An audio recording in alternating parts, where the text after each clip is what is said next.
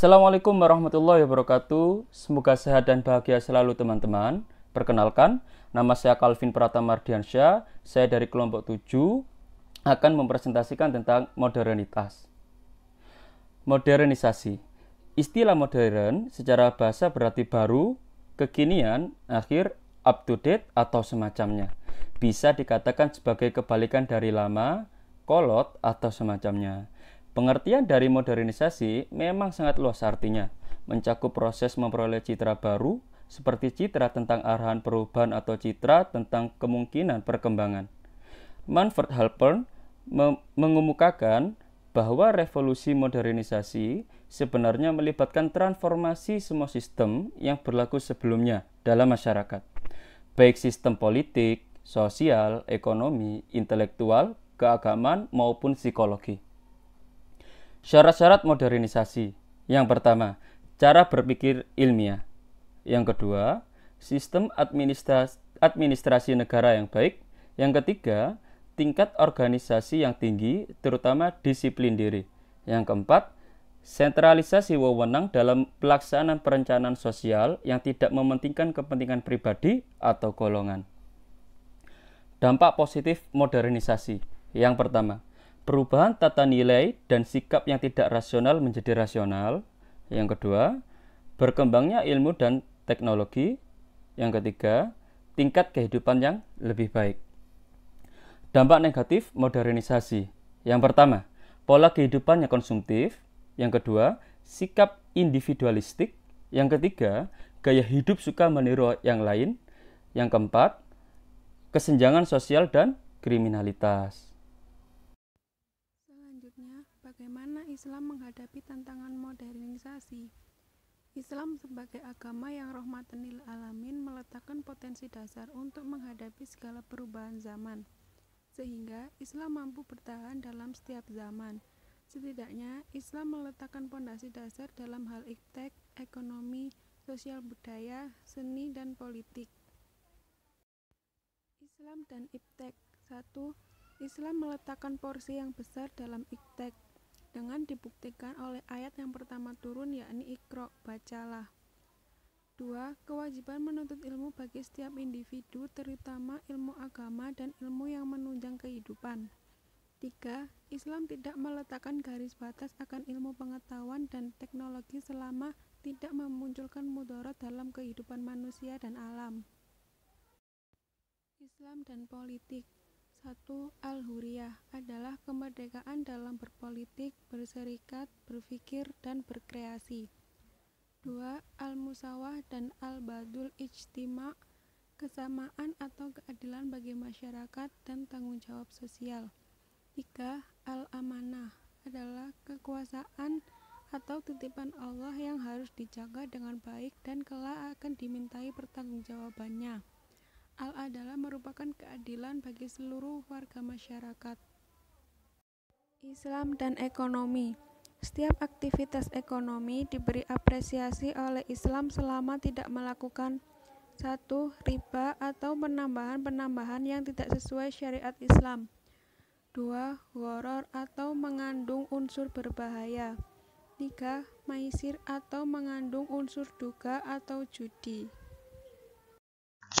Karakteristik ajaran Islam. Islam memiliki karakteristik dalam ajaran Islam, digunakan untuk mengidentifikasi masalah yang berkaitan dengan modernisasi. Berikut ini ialah karakteristik tersebut.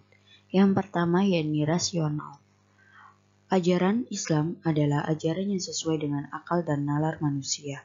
Dalam ajaran Islam, nalar mendapat tempat yang tinggi sehingga salah satu cara untuk mengetahui sahih atau tidaknya sebuah hadis dari sisi matan dan sanad ialah sesuai dengan akal. Hadis yang sahih pasti rasional. Sebaliknya, hadis yang tidak rasional itu menjadi indikator bahwa hadis tersebut tidak sahih. Yang kedua, yakni sesuai dengan fitrah. Tidak ada satupun ajaran Islam yang tidak sesuai dengan fitrah manusia. Orang beragama berarti ia hidup sesuai dengan fitrah. Sebaliknya, orang yang tidak beragama berarti menjalani hidup tidak sesuai dengan fitrah. Orang yang menjalani hidup tidak sesuai dengan fitrah, maka ia hidup dalam ketakutan, kegalauan, ketidakpastian, dan kebimbangan. Akhirnya, dalam menjalani hidup tidak ada kenikmatan dan kenyamanan. Karakteristik yang ketiga yakni tidak mengandung kesulitan. Ajaran Islam itu mudah dan masih dalam batas-batas kekuatan manusia. Tidak ada aspek ajaran Islami dalam pelaksanaannya di luar kemampuan manusia. Allah sendiri menyatakan dalam Quran Surat Al-Baqarah ayat 185 yang berbunyi, Allah menghendaki kemudahan dan tidak menghendaki kesulitan dalam beragama. Karakteristik yang keempat yakni bertahap. Ajaran Islam diturunkan Allah kepada Rasulullah secara bertahap. Demikian juga proses perbumiannya di tengah masyarakat pada saat itu juga bertahap. Esensi dan urgensi kontekstualisasi pemahaman Islam dalam menghadapi tantangan modernisasi. Menurut Kunto Wijoyo, ada 5 program reinterpretasi untuk memerankan kembali misi rasional dan empiris Islam yang bisa dilaksanakan saat ini dalam rangka menghadapi modernisasi. Yang pertama ialah perlunya dikembangkan penafsiran sosial struktural, dan yang kedua, mengubah cara berpikir subjektif menjadi objektif. Ketiga, mengubah Islam yang formatif menjadi teoritis. Keempat, mengubah pemahaman yang ahistoris menjadi historis. Dan yang kelima, merumuskan formulasi-formulasi yang bersifat umum. Masyarakat Islam dan modernisasi.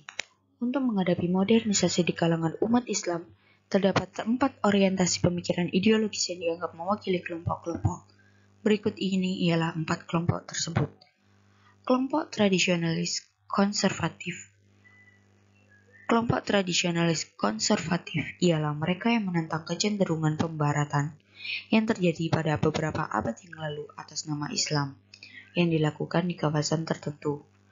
Kaum radikal Puritan. Kelompok ini juga menafsirkan Islam berdasarkan sumber-sumber asli yang otoritatif sesuai dengan kebutuhan kontemporer. Kelompok selanjutnya ialah kelompok reformis modernis. Kelompok reformis modernis ialah kelompok yang memandang Islam sangat relevan untuk semua lapangan kehidupan, publik dan pribadi. Bahkan mereka menyatakan bahwa pandangan-pandangan dan praktik tradisional harus direformasi berdasarkan sumber-sumber asli yang otoritatif, yakni Al-Quran dan Al-Sunnah. Kelompok yang terakhir ialah kelompok sekuler liberal. Kelompok sekuler liberal ialah mereka yang memandang bahwa jalan untuk mereformasi masyarakat adalah dengan menyerahkan atau membatasi segala urusan agama dan ritual kepada personal, dan menegaskan kekuatan logika dalam kehidupan politik. Kelompok ini dipengaruhi oleh ideologi barat, terutama paham nasionalisme. Sekian presentasi dari kelompok kami, kurang lebihnya mohon maaf. Wassalamualaikum warahmatullahi wabarakatuh.